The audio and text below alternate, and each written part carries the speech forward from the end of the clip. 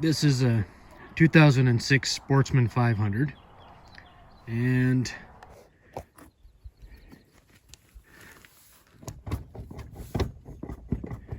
I think the bearings are done. So that's my project for today. And of course you start by taking the wheel off. So obviously you can pull your pin out and take this off and then pull this off, and you can see not good.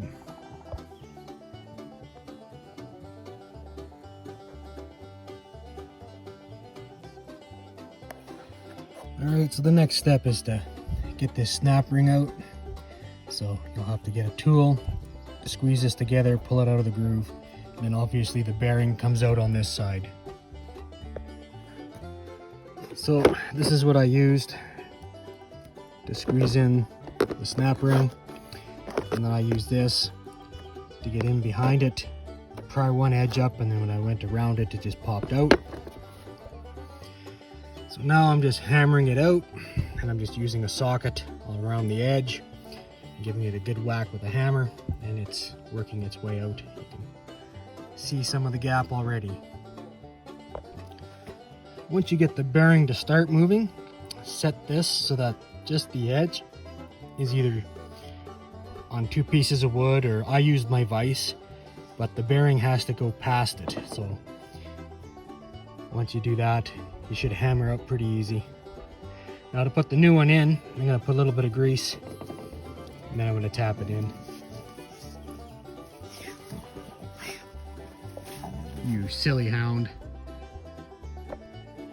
Once I get this started, I'm going to put the old bearing on top and hit the old bearing.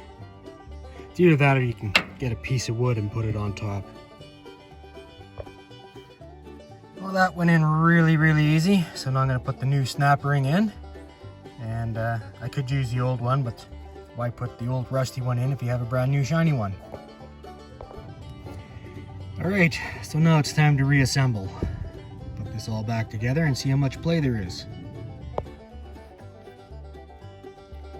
I put another washer in, and now I can put the pin in to lock it, but in order to get this tight before, I had to turn it way in. So that might have been part of the problem with why the other bearing wore out, but even now there's no play.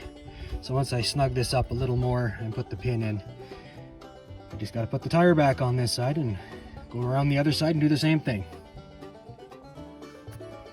So our final result, moving the whole quad nice and tight.